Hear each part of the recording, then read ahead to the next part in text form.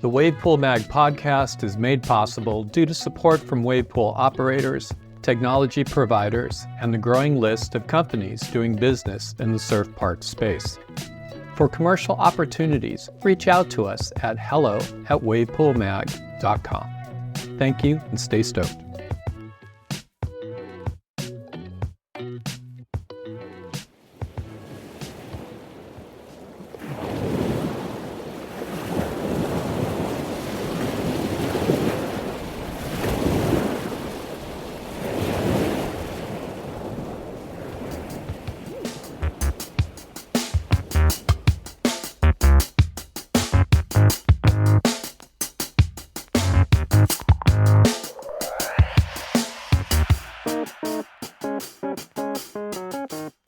And welcome to the WavePoolMag podcast. My very special guest is Clement and Axel from Endless Surf Wave Pools. And Clement, welcome to the show. Thank you, Brian. It's really cool to have you here because so much has happened since our last podcast 2 years ago. And you have a wave pool in Munich. You have other projects opening up elsewhere. You've been through a lot to make this happen. Mm-hmm. Yes, a lot happened since last time. Yeah, and today we're here in Munich, just checking out the pool and seeing how it's come along. It's been, I guess, a year since the first commissioning. We started the commissioning last year in March, and the pool opened to the public last August. And we were here in May with, I think, Blair Conklin to... Yes, which was, the commissioning was still in progress at the time. Well, you created the best skimboarding wave pool in the world. Yes, that was an unexpected compliment.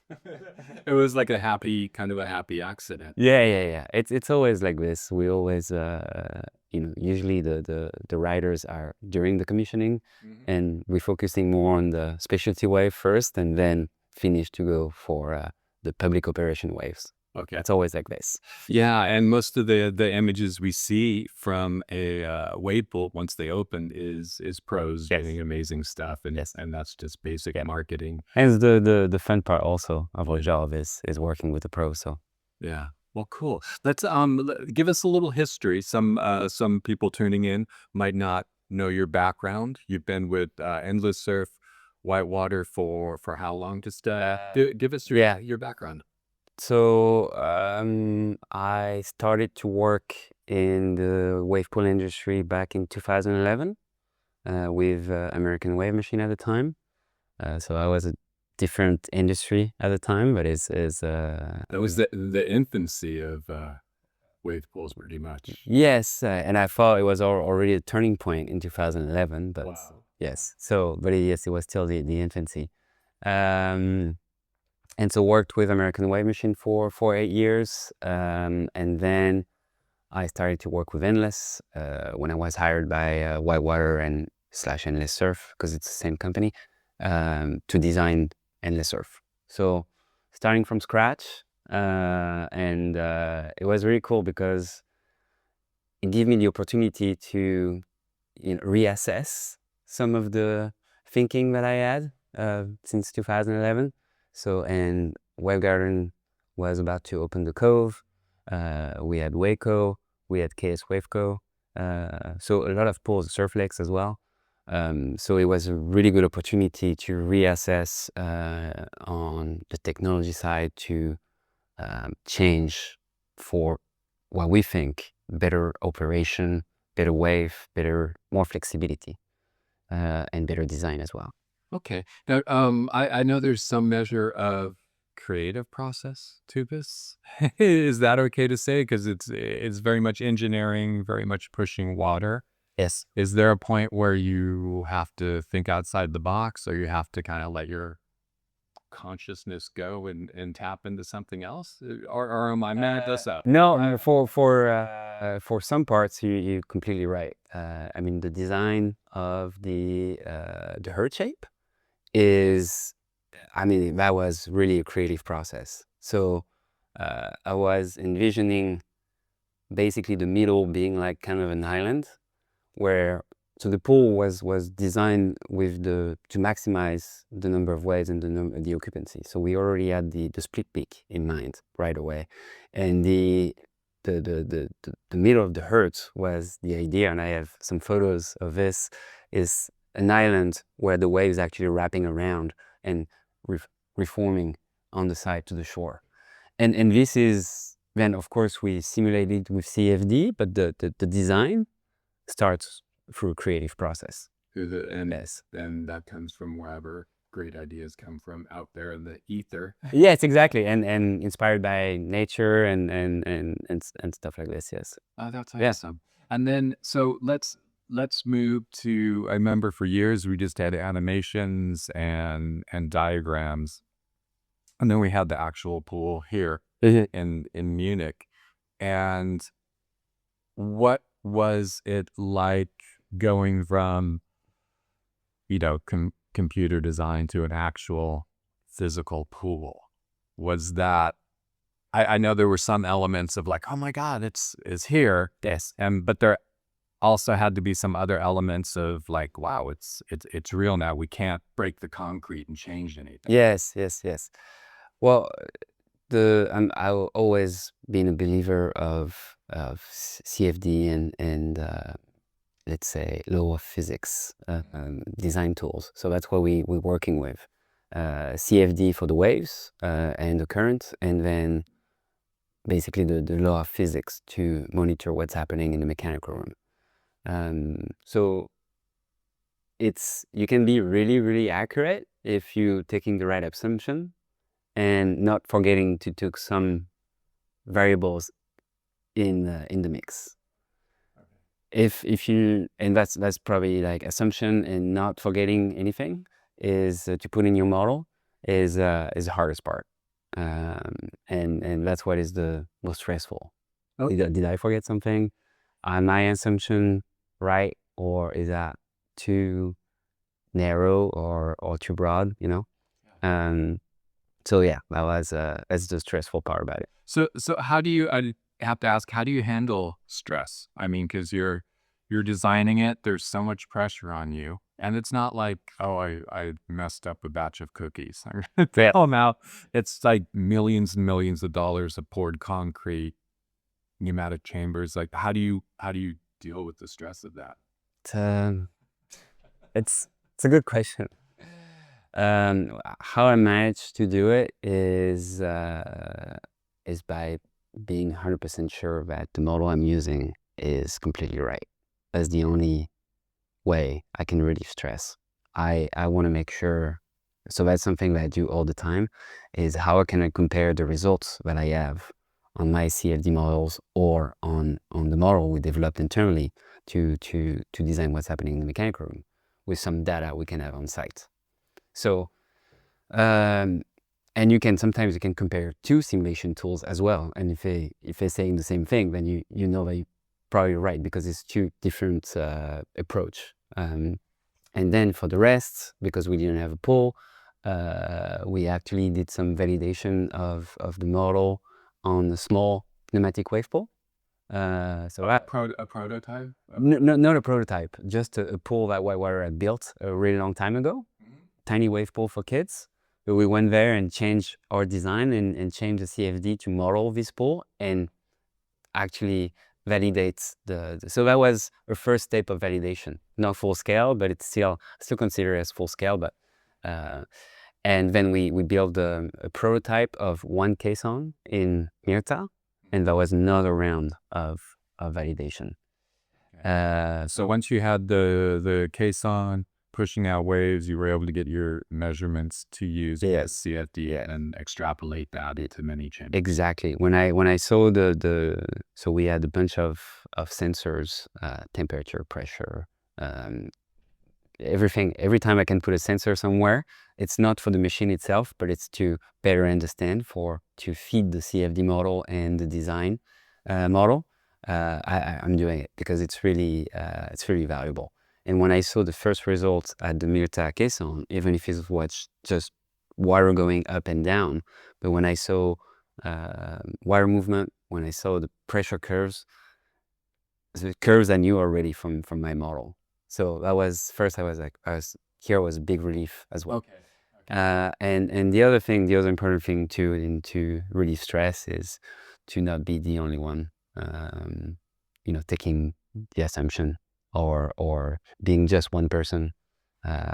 So I did a lot of everything. I talking to Axel, if he thinks right, if he has some feedback, and so then we can share the stress a little bit. And with Axel, there's also Ender. So yeah, the team is also a way of. You're surrounded. You have a support team now. Is that what is back when you first started out? It was Yes. Clément. Yes. Well, but that's, at the beginning, I was pretty much by myself. I mean, Ender was with me right away, but it was, let's say, the first pool when I started was so far away that the pressure was not very yet. It cannot build up through the years and climax probably a year before Munich. Okay, it was still out there, and then Yes. and they're all theoretical. And then, how about emotionally? When you saw the pool first, like the first wave roll out, do you remember seeing the first? Yes, and that's. I have mixed feelings because usually when the first wave is made, it's only the beginning of the commissioning process. So, and I knew we could make waves. So I was not that excited. Or it was not a relief yet. It was even more a source of stress because as soon as we fire a wave, everybody is yelling, and I'm here and I'm like seeing all the problems already.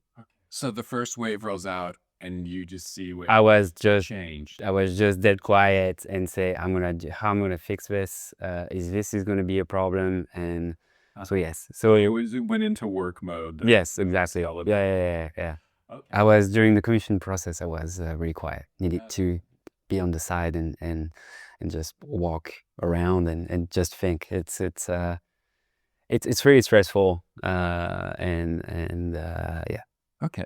If you could pick one thing that was the most challenging through this build here in Munich, what was something that took you a while to get your head around to a problem that was really challenging to solve? I think we knew the solution pretty quick right away. It's not like at one point we like this problem we won't be able to solve it. It's a process that takes a long time because usually there's still some construction around. So if you need to build something else to fix a problem, this is something that's taking some time. And the stress is not only on you. There's the stress for us on the technology side, but then there's a stress on the client on spending all this money to make it work, and it's hard also to try to tell the client everything is going to be okay. Don't worry, we're going to fix it, and so then there is a lot of stress. It's really stressful for everybody during that process, especially on the first one. I think this will be much easier on the next one. We already see it with the pool in Kedia. But yeah, here it was like trying to manage people's stress, internally and externally. Okay, and then let's talk about. So we're here. We have Munich. It's in the ground. It's working. People are surfing it. What other projects are in the works that you talk about? Can you just give us numbers? Yes, I think to be honest, I kind of lost track of all the projects we have in place because that's right after Munich opened, and I think then we had a lot of signed contracts. So we have some project in Kedia that we made first wave a month ago. We have another project in Saudi, and then we have project in Mexico, in Cabo, project in Florida, and a few projects in Brazil. And all these are under construction right now. Okay. At this point in the conversation, we're joined by Axel, who has been roaming around the endless surf wave pool in Munich, attending to business, and he's finally joined Clément and I in the recording studio. Hello. Thank you for you're very busy running around Munich and during this event, but thank you so much for joining us. Yeah, thanks a lot for having me here. And so we're kind of have the wave creation dynamic duo here, Clément and Axel. And it's pretty cool. Two wave DJs. Yes. So actually, you can speak directly to Clément in the first part of the program. Spoke to having doing all the heavy lifting, getting everything going, getting everything off the ground from design to actual producing waves. Yeah. When I saw you in May of last year and we were out here and you were like tweaking waves and you had your software going, were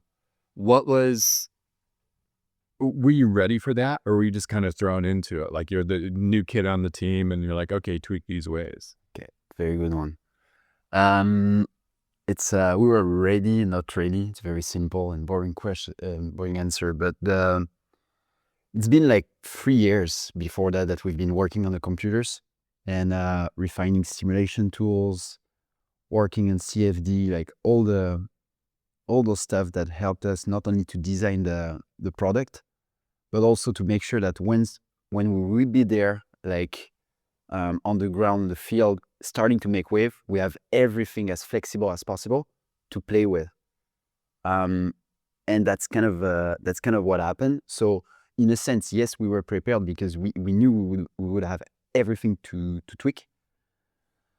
Now everything needed to be done because it was the first pool out there, like going from simulation to reality. So that transition, you have to make tests, and you never know how it's going to come out, really. So the first wave that we made was amazing, and it was the best surprise ever because we saw that all the simulation that I had in my head and that Clem too, like, were now reality. They were real. It was the same thing. So it was like it was a relief for sure. It was a relief for you, and we just asked Clément, and for him it was a whole series of It was the opposite. Oh yeah, the first wave was not a relief. Okay, because I saw the problem leading. We never talk about that. It's funny. So, but yeah, for me it was a relief. It was like, wow, okay, it's behaving exactly as we thought.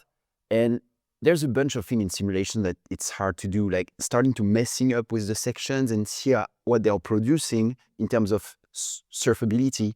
It's very hard to get a grasp of it in a software. So all this, you have to do it in real life. Okay. And we had a few ideas. Okay, how are we gonna make, how are we gonna change let's say the breaking intensity of the wave? How are we gonna make a more beginner wave and a more expert wave? We knew what we would play on, but the values, we didn't know them. So it was, I think the best summary of this thing then becomes a trial and error process. You know the variable you're going to play on, but you don't really know what they are exactly. And you learn a little bit the more you move forward. Like, okay, I'm going to tweak this like to this value. Oh, it produces this. I'm very happy with. And now let's try to add this piece together. So the discovery component was obviously huge there. So that's why I'm saying it's a long answer, sorry, but it's a bit of both. If we didn't have the simulation and the tools that Clem worked on super hard, never we would have a result like this, and never we would have been so quick in the wave making.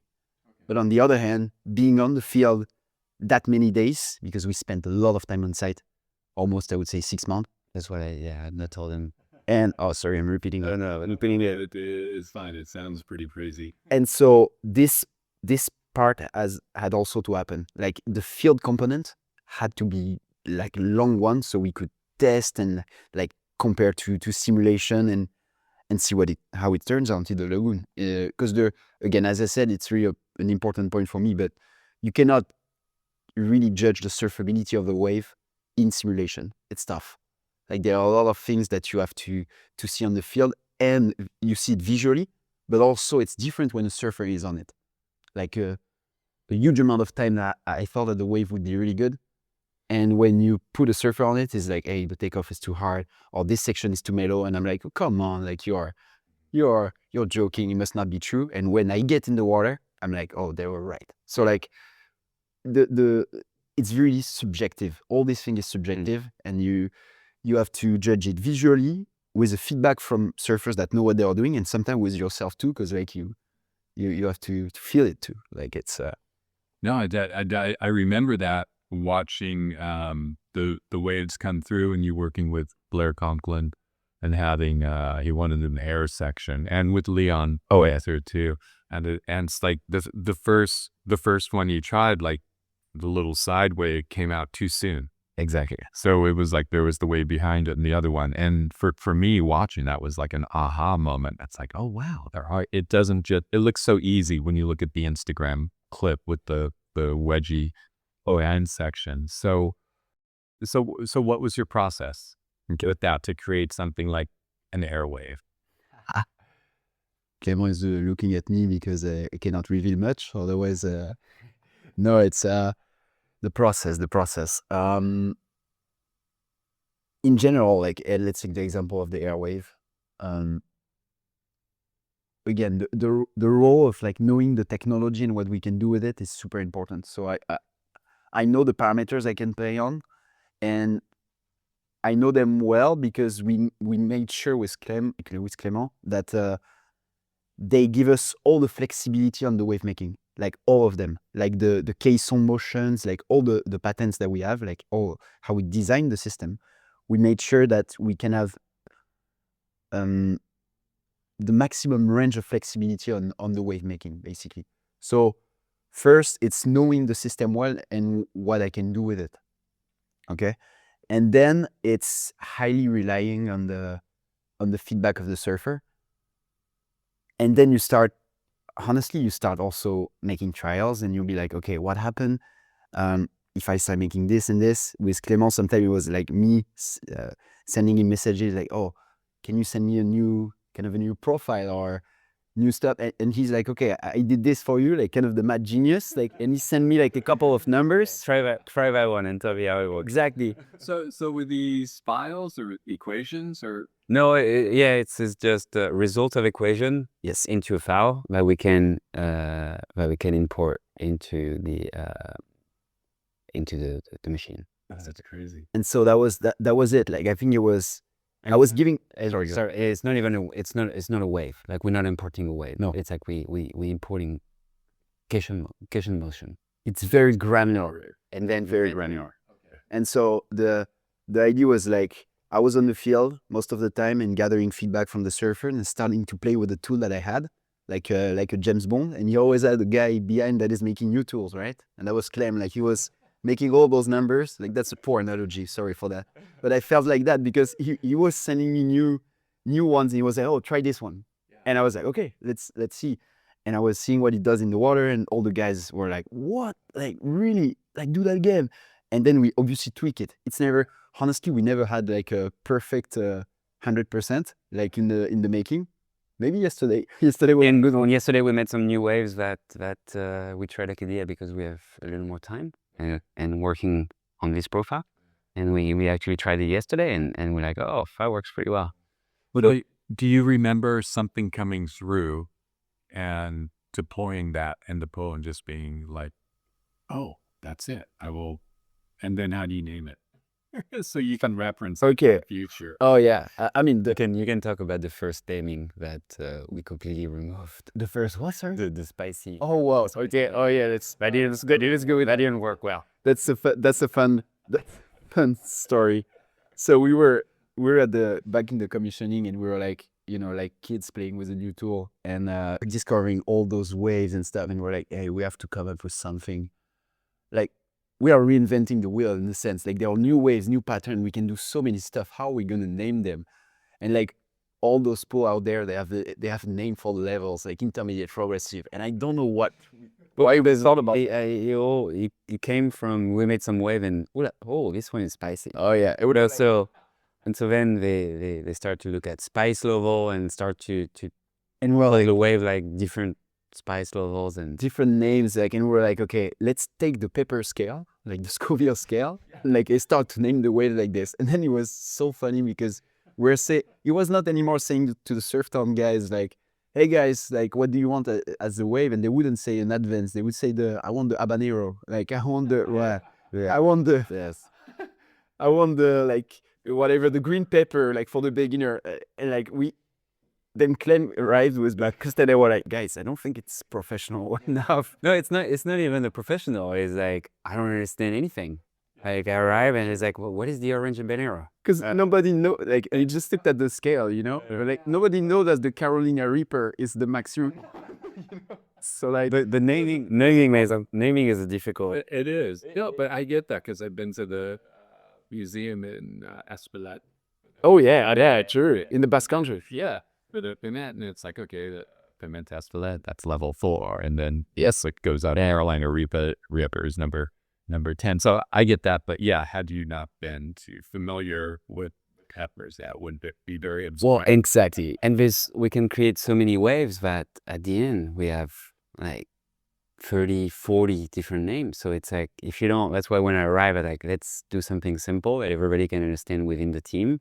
Sorry, No, it's good. So, but that leads me to another point. Did you have like did you get a request sheet? We need a beginner, intermediate, progressor, advanced. Yeah, for a wave. Like, and that's a good one. how many did they ask you for? So it's always tricky. Back in the days when we signed the contract, we had like the market in terms of the industry wasn't the same in terms of wave requests. So it was really, let's try to provide more and show the industry what we can do. And so like really quickly, we started to go with the intermediate level and creating one pattern. And like, it feels good, but I'm sure we can do something like something different and create a second one in intermediate that would still be good to ride and that would have other features. And eventually we would come up with 3 patterns per level. And so in the Munich library right now, there are like, I think you have 3 patterns per level, per modes. So 3 in speed, 3 in single. And we made a lot of waves. So I think the library is close to 30, 40 waves total. 40 waves. Yeah.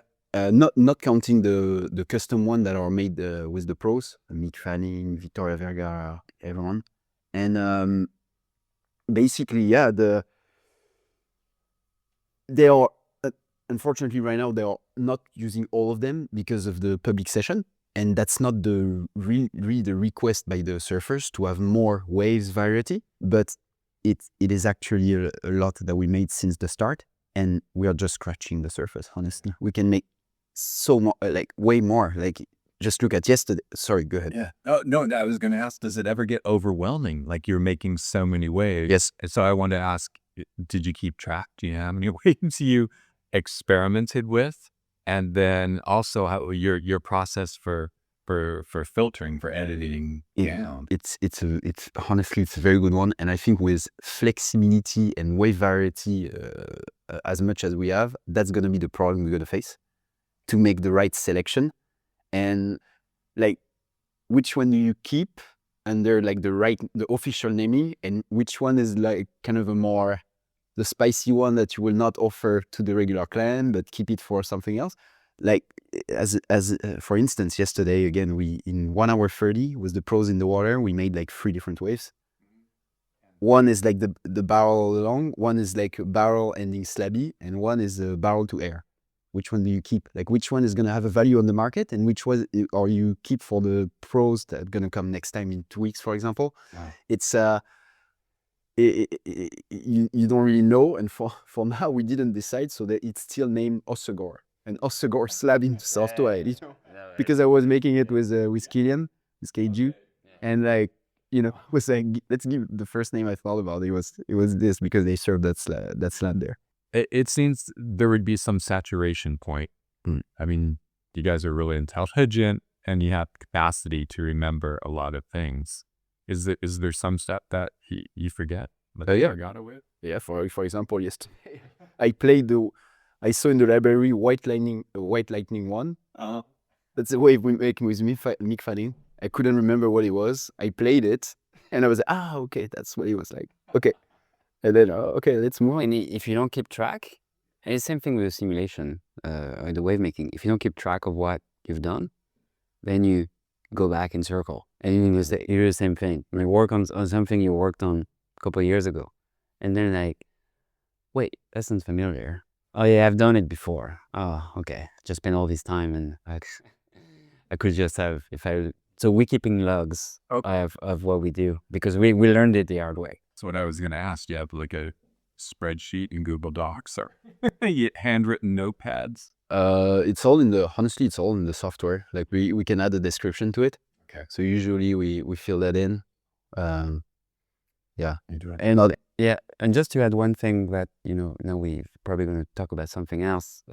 We don't, and that's a rule of thumb we always do, is we're not trying to like foresee or simulate the wave that is going to be played, because the water is unpredictable, and as Axel said, like in CFD is really hard. So what we spend the most time on is building all the tools, and as Axel explained, building all the tools so we can tweak all the wave parameters the fastest and the easiest way possible, so we can create the wave.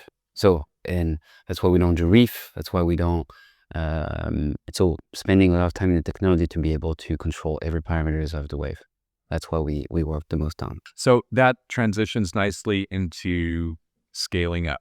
You've got many other projects going on.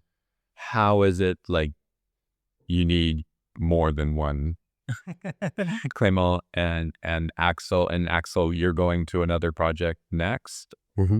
Okay. And then you'll be there and you'll go through the same process.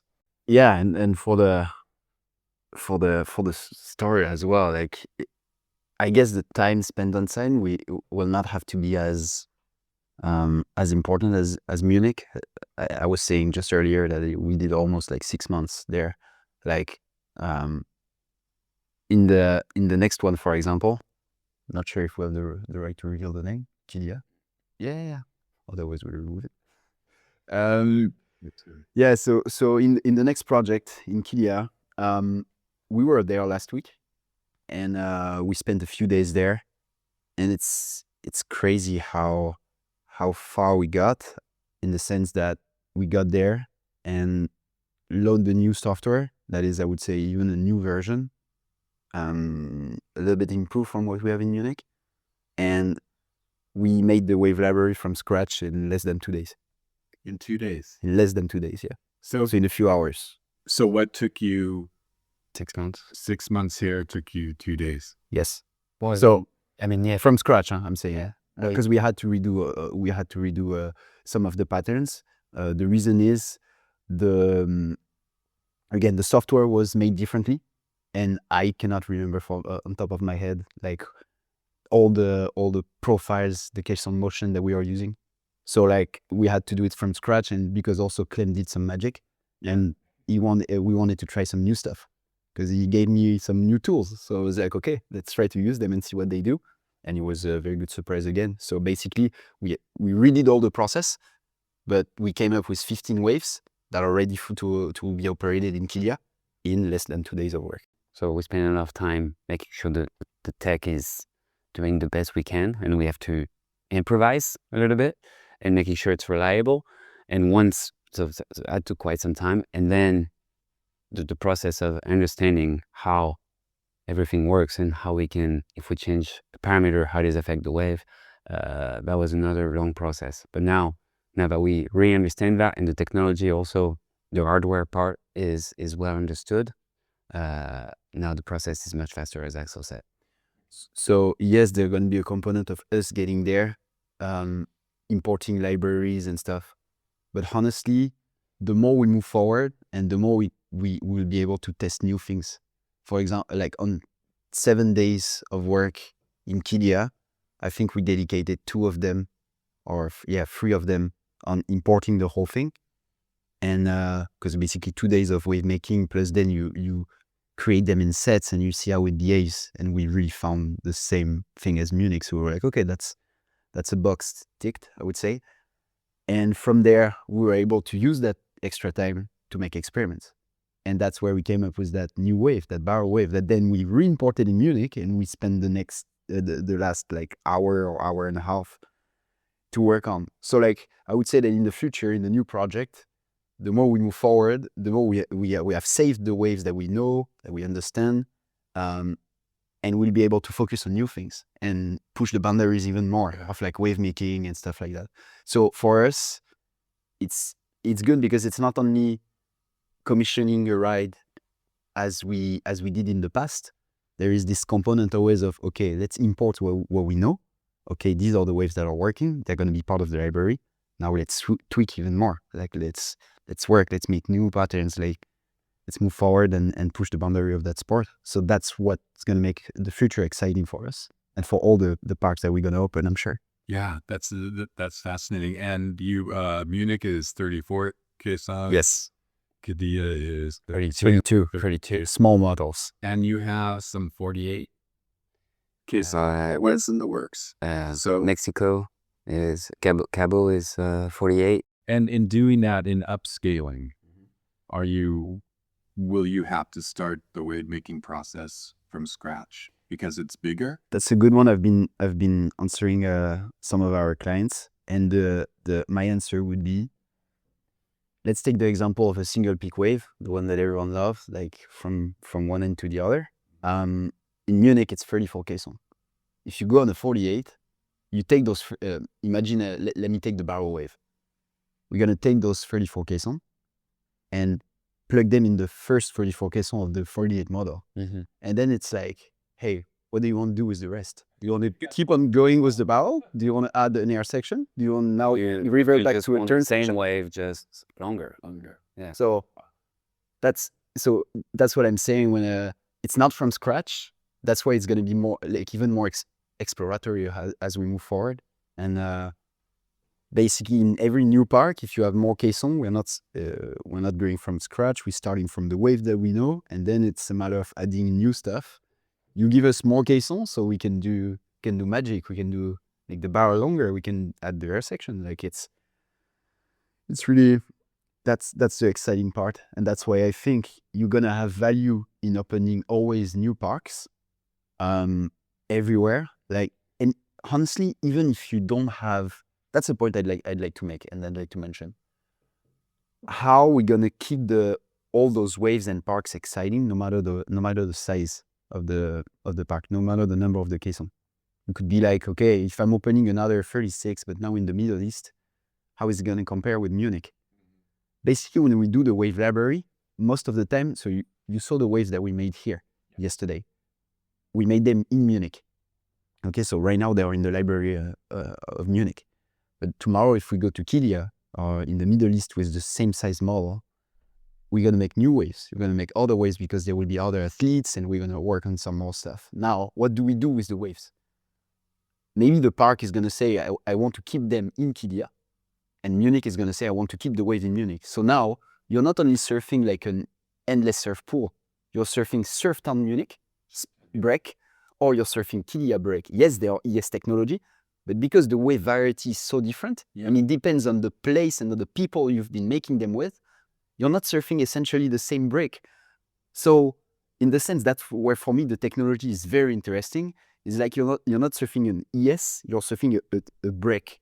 The Munich ES. The Munich ES that has the specificities, its breaks and ways that have been developed there, and the whole history of the park. With Blair going here, Lucas Skinner, we made a lot of waves with those guys. But in Kilia, we're going to have other athletes. We're going to have other people coming. And there, we're going to be able to make other waves. They're going to be different. And you can offer them to public, And basically, that's the park. They're going to decide what they want to do with it. Okay. And obviously, there is a possibility for us to take the wave from Munich and import them elsewhere. That's possible. Yeah. But who knows? Like in some instances, you might want to have different stuff that you don't want to share with other people. And I don't know, just to make it more unique. Yeah. And the branding opportunity that I'm sure. Yes. Once there are more parks around, someone can say, oh, we had this way. Exactly. That for me, that's the important part. Because in a few years' time, there are going to be a lot of park out there and hopefully a lot of ES. So how my experience in this portion of the world is going to be different from the other ES. So for me, that's where it becomes exciting to start traveling to surf the different ES, because yes, you will find some of the waves that you know, and some might be different. Wow. You know? That's fascinating. So much more than I initially thought when we sat down today to start this conversation. Thank you so much, Axel, for taking us up to speed. And it's great to see you guys again. And I will see you. I'm sure you will, with new waves. We'll make a Brian waves. Brian Dickerson wave for sure.